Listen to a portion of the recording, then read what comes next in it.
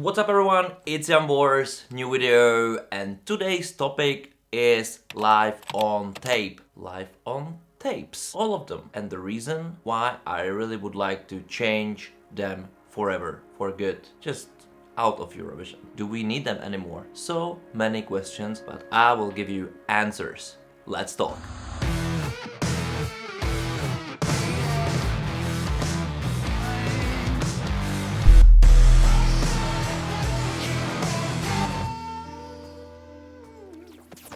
Guys, first things first, for those who doesn't really know me, I'm a television producer. I was working at Eurovision as head of delegation for Czech Republic since 2016 till 2019. I'm 15 years in the industry right now and I enjoy my job, and my points of view are a bit different than regular fun. Even I think I'm fun as well as you are. But of course I know what's going on behind the scenes, what's going on behind the cameras, how the programs are made, how the shows are made, what steps are necessary to make them all happen, and what possibly is happening behind the scenes. And that's as well the reason why I'm doing exactly this video, because live on tapes are basically all behind the whole Eurovision things, like something which doesn't really belong there, but we all understand why it's there, of course. But let me start with this. Why it's called live on tapes. Do you know how tape looks like? Like, there's one example of a tape.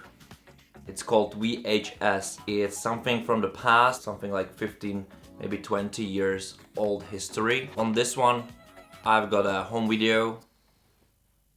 And this medium only was able to record in SD somewhere around 19 and 120 minutes. And it's a tape that what you see inside is a tape which mediums which we are using nowadays doesn't have. They just don't have something physical. But also this is a tape. It's made only for sound. Sound only. Sound and picture only. So this can be live on tape. We would say analog. That's not what's happening today. It's like live on cloud, live on stream, live on hard drive, live on SD drive. But of course that doesn't really sound that good. So that's why live on tape, even the naming doesn't really make sense. I'm really curious, and write me in the comments below if when somebody say live on tape, what's your first thought? What was your first thought? I can imagine that somebody who's very young, never seen such thing in motion or maybe in museum, because it definitely, it's what is it, and where basically live on tapes anyway belongs. And I'll tell you a few reasons of it. Of course, let's start with the history. Live on tapes were invented because of the COVID. Everybody was afraid if some delegations would be even able to get to Eurovision. And we know, for example, Australia couldn't even make it to Eurovision in 2021. It was so complicated for them to get there and so expensive to get there and get back and have all those restraints and whatever, that they decided not to, and they sent the live on tape. And that's the only live on tape ever used at Eurovision. Only and single one. Maybe you can say like, okay, Daddy Freyr had as well live on tape, but it was recorded in Rotterdam. It looked like Eurovision, it was on Eurovision stage, and it really got its power, its feeling, and its production value. Even it was without funds. But that's just one part of it. The reason why I really would like to get rid of live on tapes, or why I don't see a reason behind live on tapes, is economical, it's quality, it's rules. First of all, economical. Economically, live on tapes, they cost a lot of money. If you want them to look really great, you need to invest a lot of money into it.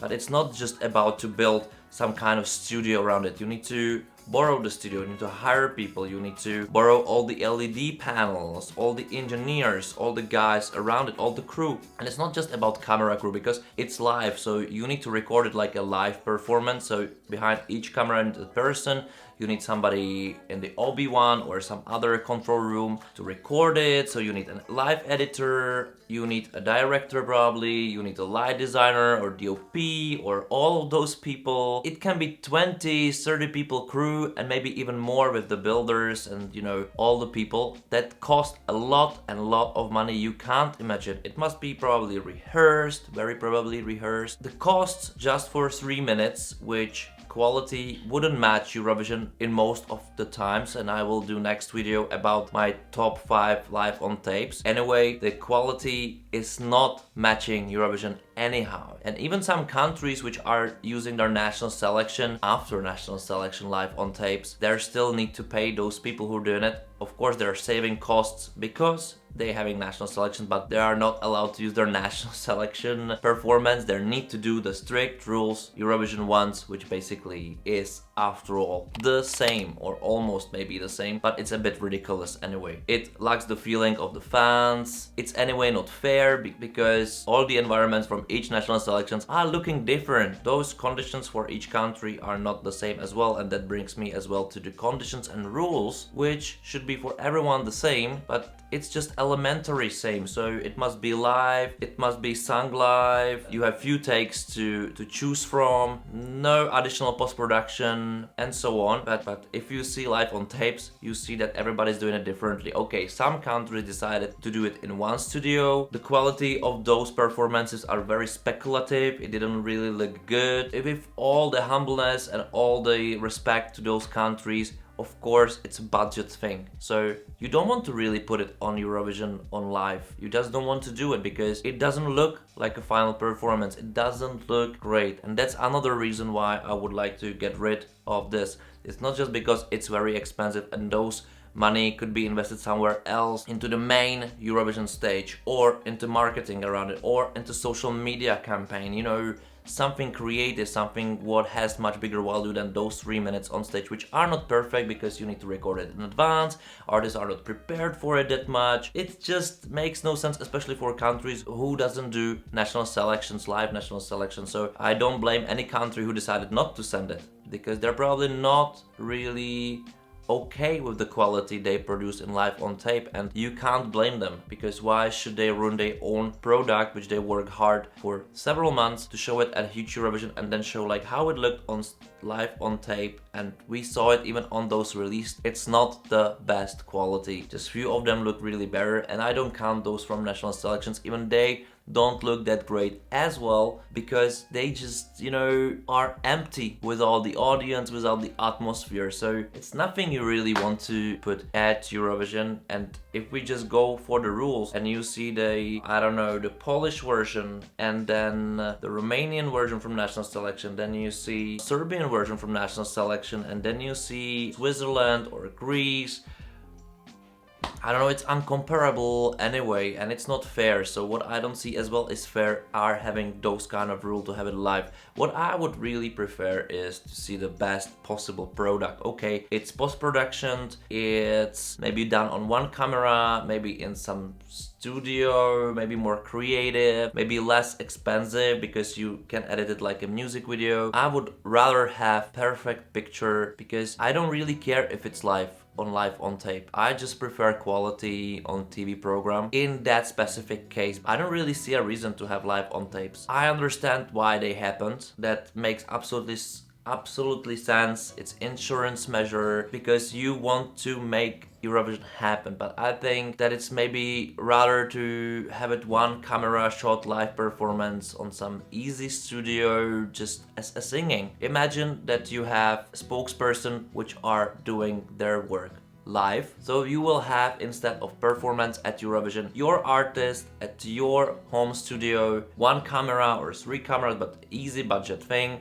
and they're just singing their song. Anyway, this is about why we don't need live on tapes. I gave you so many reasons why they make no sense, and as well, if you watch their quality on YouTube, I'm glad that some countries were brave and sent it, but if you compare to Eurovision, 90% of them really look worse or without the atmosphere. It's just not it, and I just don't get it. It's not fair to countries. They must do it. It costs them additional costs which they probably can't afford, so that's the reason why they don't want to release something they invest the minimum, which is always visible. The problem with television nowadays is that, especially with live television, is that if you don't invest money into it and it's a visual thing, like Eurovision is, music is visual, you must put a lot of money into it to really look good. It can't be done otherwise. It just can't, because even if you need to build something which looks effective whatsoever, or you need a studio, and studios are mostly empty cubes, you need to build there something, you always need to invest. You just need to do it, and I would prefer countries invest in something more relevant. Even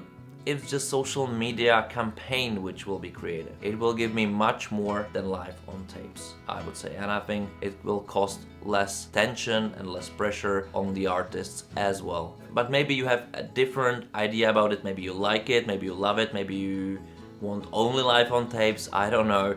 And maybe you have a different idea what countries should do instead of live on tapes, and instead of my idea of having just live safety measure if something's gonna happen, which is going to be live at the same day as Eurovision, at the same time slot for the country they had in the running order. So write me this in the comment below. What do you think about this? How would you do it? What do you think about this topic? What is your feeling towards it? And of course, I would be glad as well for likes of this video if you liked it. And if you liked it, it means that you're going to subscribe the channel and watch my other videos. They are great, and next upcoming videos are going to be about my top 5 live on tapes, and then I'm probably going to talk as well about the pre-recorded back vocals. I don't know, there are so many things I would like to do differently at Eurovision probably, but that's the topic for another time, and another time I'm going to see you, hopefully. So thank you for watching, guys.